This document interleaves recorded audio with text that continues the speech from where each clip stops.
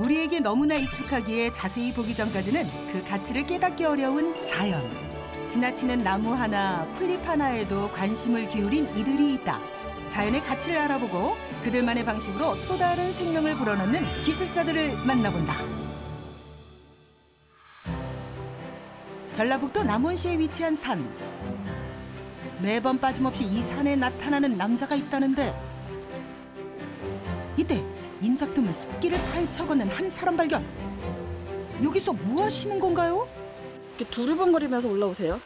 아, 소나무에 있는 혹 찾으러 왔어요. 혹. 이렇게 달리는 혹이 있어요. 소나무 저 꼭대기에.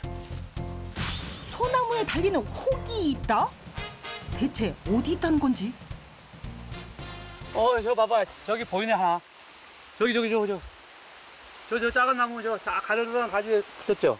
잘 모르겠는데. 저 보세요, 저. 소나무 혹. 저기 보세요, 소나무. 설마 이것? 소나무 혹인데 저기 붙으면 이 소나무는 죽어요. 왜냐하면 영양분이 제가 싹 빨아들여서 죽게 만들어요. 바람으로 치면은 암덩어리예요, 저게. 저거를 제거해줘야 돼요. 소나무의 혹을 제거하기 전 가장 먼저 해야 할 일은 안전장비 착용. 근데 이게 무슨 장비들이 이렇게 많아요? 내 목숨이 한 개인 게 이거 안전하게 해야 돼요. 나무에 올라가면 고층 아파트와 맞먹는 높이이기 때문에 철저한 준비 과정이 필요하다. 이쁜 거 만들 거예요, 저런 가지고. 루프를 나무에 단단히 고정시킨 뒤에 본격적인 작업 시작. 비가 와서 굉장히 부럽네요. 보기만 해도 아찔한 광경. 병든 나무를 관리하고 위험 수목을 제거하는 일을 전문으로 한다는 기술자. 그런 그에게 소나무의 혹을 제거하는 일은 의사가 환자의 생명을 살리는 일만큼 긴장되고 다급한 순간이다. 마침내 꼭대기에 올라 발견한 소나무 혹. 전기톱으로 혹이 달린 가지를 잘라주는데. 자, 성공했습니다. 사람으로 치면 암덩어리를 제거하는 수술을 한 셈이다. 부엉이 방구. 왜 부엉이 방구예요? 이게 뭐 부엉이처럼 생겼다고 해서 그런 것 같기도 하고 옛날에 한 민간 전설인데. 예로부터 부엉이가 나뭇가지에 앉아있는 것 같다고 해서 붙여진 이름 부엉이 방구. 이렇게 채취한 부엉이 방구는 기술자의 손을 거쳐 특별한 변신을 한다는데 수납장부터 바가지, 그릇, 각종 장식 소품 등 다양하게 재탄생한단다. 얘는 이게 이쁘잖아요. 자라가 목을 딱 움켜쥐고 들어가요. 자라. 네, 수납 공간을 만들었고요. 얘는 이제 항아리 형태인데 좀 울퉁불퉁하게 무늬가 이쁘잖아요. 예술이잖아요. 돌아가면서 다 틀리죠. 보기만 해도 신기한 무늬다. 센터에서 물 떠먹는 바가지까지 다양하게 변신한단다. 이때 갑자기 뜨거운 물이 팔팔 끓는 가마솥 뚜껑을 열고 부엉이 방구를 넣는 기술자. 껍질도 잘 벗겨지고 안에 있는 송진 제거하려고 그래요. 소나무 껍질을 칼로 바로 깎는 것보다 이렇게 가마솥에서 삶아주는 것이 부엉이 방구 본래의 모습을 잘 보존하면서 거친 껍질을 쉽게 벗겨낼 수 있는 비법이라고. 4시간 정도 삶아준 뒤 꺼내 껍질을 벗겨주는데 정말 손쉽게 벗겨지는 껍질. 암에 걸려서 다 죽어가는 소나무를 내가 살렸다 생각하면 얼마나 기뻐요. 그죠? 내가 의사로 이제 나무 의사다 생각하면 되는 거죠. 그래서 그 나무를 살려주기 위해서 나는 그 나무를 이걸 따고 나는 이놈을 예술품을 만들어서 좋고 누기 좋고 매부 좋고. 이제 본격적으로 작품을 만들 차례. 과연 무엇이 탄생할까? 이거 항아리 만들려고. 복을 불러오는 항아리. 예로부터 민간에서는 부엉이 방구로 만든 항아리가 애군을 물리쳐준다고 복 항아리라고 불렀단다. 찌랄 때 어떤 식으로 해요? 방법이 있어요? 춤추듯이. 네? 춤추듯이. 겉으론 쉽게 깎는 것처럼 보이지만 전기톱 사용 시 엄청난 반동이 생기기 때문에 많은 힘과 기술을 요한다. 작은 톱을 이용해 표면을 깎고 큰 톱으로 안쪽을 파내면 드디어 복 항아리 완성. 디자인도 괜찮게 나왔죠? 이쁘죠? 예? 그냥 자연이 만든 건데 자연이 만든 예술품을 제가 그냥 단지 애니통으로 조금 손봤어요. 자연의 색채가 그대로 녹아있어 보는 것만으로도 마음이 편안해지는 부엉이방구 항아리. 이 부엉이방구가 달리는 걸 보게 되면 그 나무를 살리는 하는 생각을 가지고 또 나무에 올라가야 되겠죠. 올라가서 잘라서 나무를 살려주고 이걸 얻어다가 하나의 예술품을 만든다. 그런 생각으로 많이 해왔죠. 경기도 수원시. 이곳에 자연을 예술로 탄생시키는 기술자가 있다는데 들어서자마자 시선을 압도하며 고풍스레 반짝이는 이것.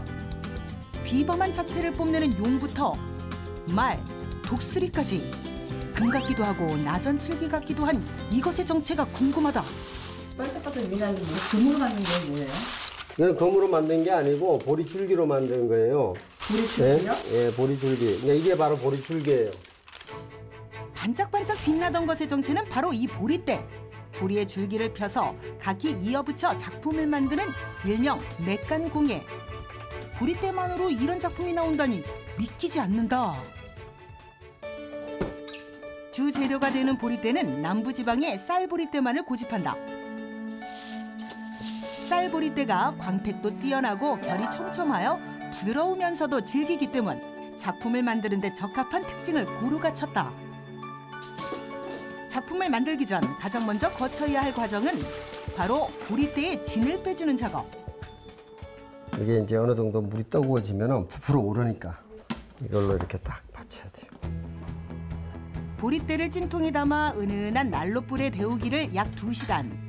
이때 갑자기 뜨거운 물에 손가락을 넣는 기술자. 안 뜨거워서 뜨거운 물인데. 온도계를 집어넣을 필요 없이 오래 하다 보면 손가락만 딱 넣어도 대충 어느 정도 온도인지 알아요. 온도 외에도 보리대를 삶는 중간중간 확인해야 할 것이 또 하나 있다는데 바로 이 기포들. 자꾸 눌러줘야지 그 대롱 안에 있는 게 씻겨 나와요. 어떤 게 씻겨 나온다는 거? 그건 뭐 불순물들, 이물질들. 진을 빼서 오래 장기간 보존할 수도 있고 이물질을 제거하니까 보리대가 더 깨끗하고 광택도 더 좋아지죠. 보리대를 삶은 뒤 나오는 이 노란 물은 보리대의 진이 잘 빠졌다는 증거. 작품의 재료로 쓰기 위해서는 보리대의 모양을 반듯하게 펴줘야 하는데 찬물을 부어 보리대를 팽창시켜준다. 모양을 바로잡은 보리대는 건조 작업을 거치는데 이게 이제 이렇게 가지런히 이렇게 있으면 수평이 돼가지고 정발이 잘 안 돼요. 조금이라도 경사가 져야 물이 빠질 거고. 통풍이 잘 되도록 얼기설기 널어놓고 8시간 정도 실온에서 건조시킨다. 건조가 됐나 안 됐나는 이제 손을 넣어서 이렇게 봉지에서 이렇게 돌려보면 알아요. 소리가 달라요. 자, 이거는 아직 좀 덜 마른 보리대예요. 완전히 마른 보리대에서.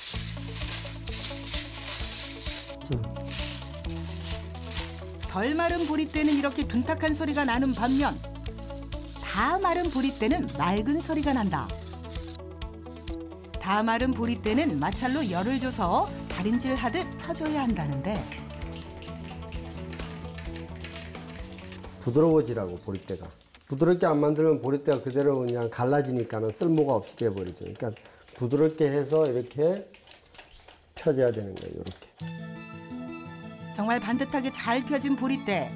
어떻게 가능한 것일까? 보리대를 펴기 위해서는 대바늘을 가지고 이렇게 이제 대롱에 넣어가지고 이렇게 쭉 밀어주는 거예요. 그럼 이렇게 갈라져요. 결대로 갈라지는 거죠. 그럼 다시 대바늘을 끼워가지고 이거를 이제 부드럽게 해주기 위해서 이렇게 밀어주는 거예요. 완성할 작품의 세부 도안을 그린 뒤 판에 본을 떠놓고 잘라 특수한 양면 접착제에 붙이는데 이게 이제 양면 접착제인데 여기에 보면은 하나는 붉은색, 파란색. 이게 이제 뒤에다 보리대를 붙이면은 보리대에 이렇게 색이 이렇게 배어서 은은한 색깔이 나온다는 거죠. 빨갛고 파랗고 이렇게 나오는 게 아니라 붉으스름 푸르스름. 세부 도안에 표시해 놓은 보리대의 결 방향대로 접착제에 차례로 붙여준다. 맥강공예에 맞게 특수 제작한 접착제이기 때문에 보리대의 접착력을 높여주고 보리대가 갈라지는 현상도 방지해준단다. 자, 이제 이렇게 하면 보리대가 다 이어졌죠. 똑같은 보리대를 붙였는데 색깔이 다르게 나오잖아요. 다르게 배어나온 색감. 이제 목판 위에 보리대를 붙일 차례. 각 부분별 색깔 밝기는 보리대 고유의 색과 결 등으로 표현이 가능하다. 세부 도안을 참고하여 보리대 하나하나 정성스레 목판 위에 옮겨놓자 한 송이 아름다운 해바라기가 탄생했다. 조명에 따라서 뭐 보는 각도에 따라서 음영이 만들어진단 말이에요. 밝고 어두운 부분이. 그걸 적절히 잘 배합을 해서 입체감이 나올 수 있는 거예요. 이게 아마 외관공의 가장 매력적인 부분이고 장점일 거예요. 작품의 생동감을 높이고 튼튼하게 보존하기 위해선 코팅 작업은 필수. 하루 정도 말렸다가 다시 사포로 갈고 또다시 코팅하는 작업만 무려 7번을 반복한다. 이게 이제 완성된 작품. 수시간의 정성을 쏟은 결과 순금보다 더 빛나는 작품 탄생. 외관공예는 정말 100% 손으로 만들고 정말 손이 많이 가는 만큼 좀 이게 좀 그만큼 가치 있게 좀 받아들여졌으면 좋겠다는 생각을 하죠. 사람들한테. 예술 작품으로 봐야죠. 자연의 멋과 아름다움을 알아보고 예술로 승화시킨 기술자들. 앞으로도 멋진 작품을 기대합니다.